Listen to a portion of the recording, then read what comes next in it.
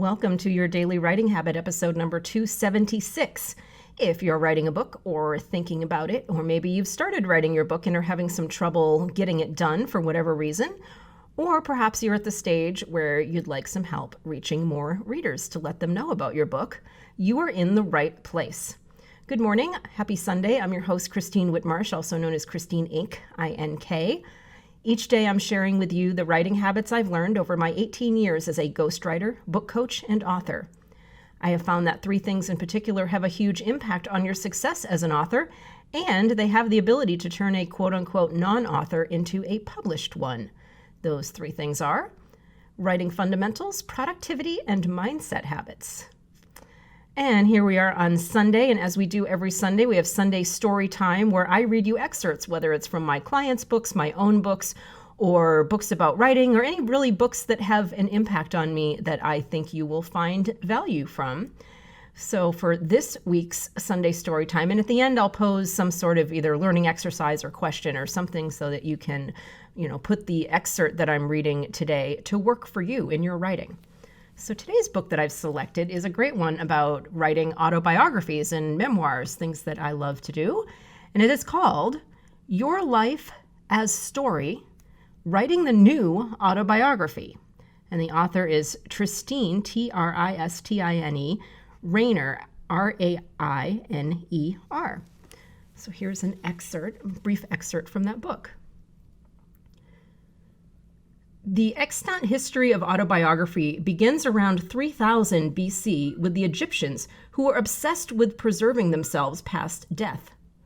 The furnishings for a rich man's tomb included statues and pictures of himself and a first-person account of his life carved on tablets and walls.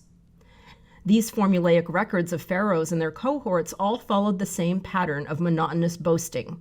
Quote, I was the favorite of the king. I had the most fruitful orchards. My house was the largest next to the king's. My praise ascended to the skies. End quote.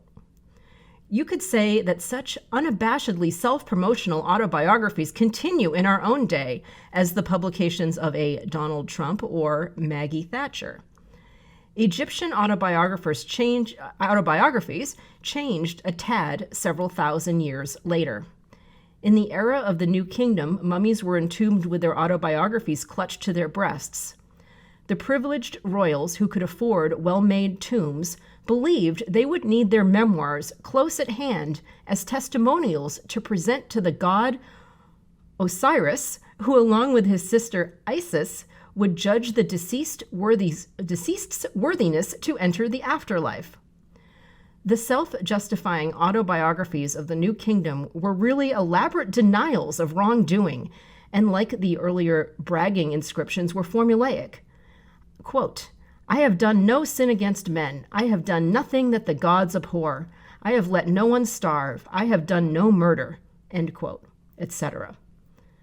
The fundamental attitude toward self-presentation was, never admit to any flaw in one's character.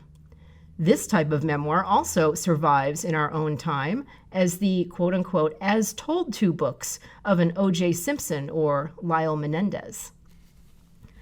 So that's an interesting look into the history of autobiographies and memoirs, and it's a lot more extensive. That chapter is one of my favorites in the book. Again, this book is Your Life as Story, by Writing the New Autobiography by Tristine Rainer, Rainer.